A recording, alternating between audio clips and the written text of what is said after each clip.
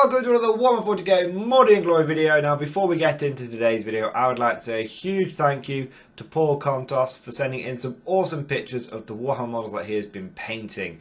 Really like the Deathcore of Krieg stuff, even just the basic rifleman just looks really good, and then that tank looks absolutely fantastic. I don't actually recognise that configuration, I'm not sure if it's a Forge World one or not, and then obviously the awesome Forge World Rebute Gilliman models just look absolutely fantastic. So thank you for sharing these pictures, Paul. If anyone else has got any cool images they want me to use in my videos, please post them on my Facebook page. There will be a link down in the description below. Now, without further ado, let's get into today's video, which is going to be all about the good, the bad and the ugly of the new Overwatch rules. Now today, guys, we are going to be talking about the good, the bad and the ugly of the new Overwatch rules. Now I know that the Overwatch overhaul was announced by Games Workshop a few days ago on the 17th, but I've taken a couple of days, as always, to sort of process it, not just to do a hot take, but to do a bit more of an informed take. And my initial reaction was, I was kind of negative to it. After sleeping on it for a couple of days, I would now say that the Overwatch changes overall are probably positive in general, but there will be some specific instances where the change to Overwatch is quite bad. But we'll get into those in the video later on.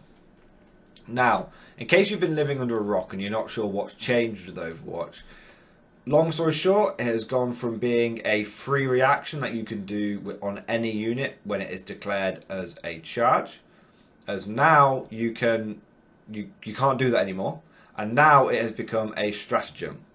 So essentially you can now only choose to fire Overwatch on a single unit in your army. That's it. Okay, if you're playing match play, obviously if you're playing narrative, you can use stratagems more than once. Now it does cost 1 command point as well, so it is only 1 CP, but now saying something is only 1 CP isn't as throwaway as in 8th edition, because we have to take into account that now everyone's really only going to be starting with, well, a maximum of 12 command points. So using CP for Overwatch is actually quite a big deal. Using a chunk of your available command points to fire Overwatch. So the good thing about this is that previously Overwatch as a whole slowed down the game, because it tended to have very little impact on the game unless you were facing very lightly armored foes. So if you were facing like an orc mob, and you shot them down a bit to maybe 15 models, and then they charged you, you'd be able to Overwatch. Even if you just kill 2 or 3 of those models in Overwatch, you've really dented the orc's capacity to do some damage. Most of the time, however, though, Overwatch did very little. If you were lucky, you know, with a squad of guardsmen, you might kill a marine, but statistically that wasn't likely. So what Overwatch tended to result in was just a lot of rolled dice for not a lot of result. That's what tended to happen. So the good thing about Overwatch going away mostly is that the game will speed up. And we also have to remember that Overwatch, in terms of 40k, is still a relatively recent concept. It was only introduced in 6th edition. It's been around for 3 editions now, but from 1st edition all the way through to 5th edition, there was no such thing as Overwatch. So, whilst it was a change, and it was quite a big change, my gut instinct was, oh, I don't like it. When I actually take a step back and think about it, Overwatch rarely achieved anything, and tended to just result in the game slowing down. So that is the positive for it. The problem with putting it as a stratagem is that it is inherently unbalanced, because there will be some armies where Overwatch, they'll have units which are really good for Overwatch. So for example, aggressors with Boltstorm gauntlets, they're just going to be fantastic at Overwatch, really, really good. And but then if you look at a unit of, let's say, guardsmen, you're never going to spend that 1 CP on that unit. Now you could say, yeah, but what about spending the command point on like Lemur's Punisher? Yeah, that's true. And units like Lemur's Punishers will be good for doing Overwatch with, but then there will just be units that you just won't want to do it on. And so this is kind of another nail in the coffin for your basic troops choice. It's, you know, you're never going to want to spend the command point on that Overwatch. What that tends to mean is you'll use it on your things like your Leman's Punishers or your Aggressors. However, what that likely means is your opponent will use their long range fire support to eliminate those units, and then you'll end up using your command point on, you know, if you're going to spend it on a squad that it's not particularly worth it on. So what I actually think they should have done, crazy as it sounds, is just not, it does not have Overwatch in the game. Just totally remove it, because having it on a command point, it means that certain armies will be able to take advantage of it, other armies won't be able to take advantage of it, certain units won't really benefit from it, and so you won't see those units being taken really very often, and it again cuts down on the importance of basic troops. So it is good, but I think they should have just said it's either in or it's out. This 1 foot through the door thing, I don't think is a good idea. I think they did it just to try and placate those people that like Overwatch, but overall I think they should have just been like, it's out, it's gone. You know, just commit to something. So, but you know, like I said, overall, but on balance, it's probably, you know, essentially Overwatch has been removed from the game. You are rarely going to see it in play now, apart from on specific units. And overall, that is only good for the game because it will speed up. It will speed up gameplay. Now, it also is a positive for melee armies, of course. And what we're seeing with 9th edition consistently is heavy buffs for melee armies. Now, a lot of people have jumped to conclusions and said, well, that just means, you know, assault armies are going to be king. Assault's going to be king. I'm not sure Assault will be king in 9th edition. I think it might be very strong, but I don't know yet that it will be melee armies will be the top meta armies. At the moment, shooting as a whole generally seems to be the more powerful. So all these buffs that they're giving to melee armies might just mean that melee is able to compete and close combat is able to compete on a equal footing with shooting. However, knowing Games Workshop, they'll typically probably overcorrect and melee will be totally broken in 9th edition. Now, like I've said, overall I've been pretty, you know, fairly neutral, fairly positive on the Overwatch change. I think it's a big change. I think it is going to influence armies. I think it does favour some units over others, but it's essentially, to be honest, been taken out of the game, and the game will overall speed up. Now, what are my major gripes? Taking the fair hat off and just speaking from the heart for a second. Personally, this is a really big change for me because Mordians were all about that Overwatch, and now Overwatch is useless. I mean, if my trait remains unchanged, Mordians will essentially, with one unit, will get to fire Overwatch via the stratagem, and then that one unit gets to do it on a 5+. Woo! It's not really a big deal. Also, it kind of means that now Overwatch is essentially removed from the game. You are better off taking your Mordian Iron Guard as Brood Brothers than you are taking them as Iron Guard. And you might be thinking, well, why is that, Morning Glory? Well, to get the bonus for being your +1 leadership bonus in the Iron Guard, you have to have models ranked up. Either you compare them up in 2s, or more commonly you just see everyone ranking them up because it looks cool. To get +1 leadership, you have to be in base to base within the model. But with Brood Brothers, you just get +1 leadership. There's none of this messing around of having to always be in base to base. So, in a funny sort of way, now that Overwatch has been pseudo removed from the game, it's better to be a Brood Brother because you get the same leadership bonus without the restriction of being ranked up.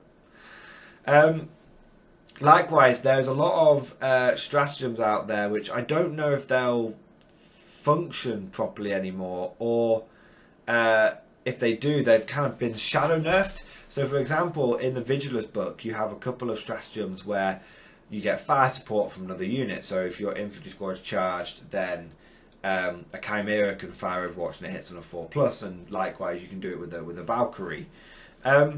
those used to cost 1 command point each, and they were situational, but they were kind of cool when they came up. Now those have essentially doubled in command points, because you'll have to spend 1 CP to be able to fire Overwatch with one unit, and then you'll have to spend another command point to be able to call in the support unit as well. So now those will cost 2 command points, and again, because command point pool has been limited on guard, what we're seeing is, you know, those stratagems are now not really worth it. And we're seeing a few things from the Vigilus book starting to look a bit hazy on whether they're going to be legit in 9th. They've said that everything will carry over, but I think we're going to start seeing the Vigilus books being laid by the wayside. I think they were a cool campaign book, but Games Workshop released them and now they're forgetting about them. I suspect that will be the case, which again will affect a lot of armies. You know, Chaos are kind of propping themselves up with the old Vigilus at the moment, and the Soup, and all those legs are being pulled out from underneath Chaos. They've got more than 2 legs, obviously, because they're Chaos and they're mutated, but they're getting a lot of things pulled out from underneath them. Likewise, if I might speak totally honestly, I feel like this Overwatch change was made to not fix the addition, but to fix a particular faction. Once again, I'm kind of looking at Space Marines here, specifically Iron Hands. A lot of people were complaining about the fact that Iron Hands had the 5+ Overwatch, and that, you know, they were already very good at shooting with the heavy weapons, and even when you got close to them, they would mow you down before you got there. And so rather than fixing the Iron Hands thing, Games Workshop has removed Overwatch, but by doing that they've screwed over some other armies, like, you know, for example, the Mordian Iron Guard. Now I know that Mordian Iron Guard probably aren't on GW's radar really. You know, I know that, but at the same time it's kind of like, it feels like they're changing the addition to try and fix things which are just wrong with Space Marines, but then at the same time these changes are not fixing Space Marines, you know, which are predominantly a shooting army, but they're actually just weirdly making Space Marines more powerful. It's a weird one. You know, it does nerf one of the factions within Space Marines, but then it also has that knock-on effect. There were multiple factions that relied on that 5+ Overwatch thing, and outside of Iron Hands, those factions were seen as fairly weak. You know, using Iron Guard as an example. Now, it does also totally screw over Tau, which is good. Tau now essentially they can use their for the greater good on, you know, they can fire Overwatch on one unit and then they get to do it for the greater good on another unit, is from what I understand. But they won't be able to do for the greater good across the whole army now. So in a funny sort of way, my close combat Mordian Iron Guard army is starting to look quite good. Now, I probably won't run them as Mordian Iron Guard going forward unless they get some drastic rules changes, which they're going to have to update something, because Talon's out of date now. Mordian Iron Guard are down the shitter now. You know, we're seeing a few guard regiments being made a bit redundant. But for my combat guard arm, where I use Lord's Approval and Slum Fighters to represent my Mordian Iron Guard combat army, this army is starting to look pretty good. We're seeing a lot of benefits to melee, and, you know, there's going to be less Overwatch. One of my regular armies that I face against is Tau. So I'm going to be able to, and I can say wholeheartedly, there have been a number of occasions when I have not wanted to charge with my guard infantry because I know that it's going to get mown down in the Tau Overwatch. If that's not a thing anymore, then my combat guard army is looking pretty tasty. So, wrapping it up. Overall, I think the change to Overwatch is positive. You know, most of the time I would roll the dice and I wouldn't kill anything, or I might kill, you know, one model, one Space Marine, when I wasn't using my, you know, Mordian Iron Guard. But for those armies that Overwatch was a major part of their strategy, like it was with my Iron Guard, it is a bit of a kick in the teeth. So, like I said at the beginning of the video, overall, I think it's good for the game. However, for me personally, I'm feeling kind of salty about it, but I'm not selfish enough that I'm going to screw everyone else over. You know, I can see the bigger picture, guys, is what I'm trying to say. So, hope you guys enjoyed this video. Let me know what you think down in the comment section below. Do you think that the change to Overwatch is good? Do you think they should have just gone, you know what, just get rid of it, just remove it? Because they've said that some units will get it inbuilt in their data. This is something I actually forgot to mention. they've said some units will have it inbuilt into their data sheet, which means, you know, you guarantee it's going to be like Marines are going to have, like, you know, steadfast defenders of humanity, and they'll get it and everyone else won't. So I personally think they should just got rid of it. If either everyone has it or no one has it, there is no happy medium, because if you have a medium, you're just going to get imbalance. It's just people, you know, it's just people aren't going to take those units which can't do it. So guys, what do you think? Do you think they should have just totally removed it, none of this one foot in the door thing? Or do you think that the changes overall are shit? Or what do you think? What do you think? Do you think it's good? Do you think it should have been a 0 CP stratagem? What do you think? Let me know down in the comment section below. Hope you guys enjoyed this video. And of course, I'll see you guys next time.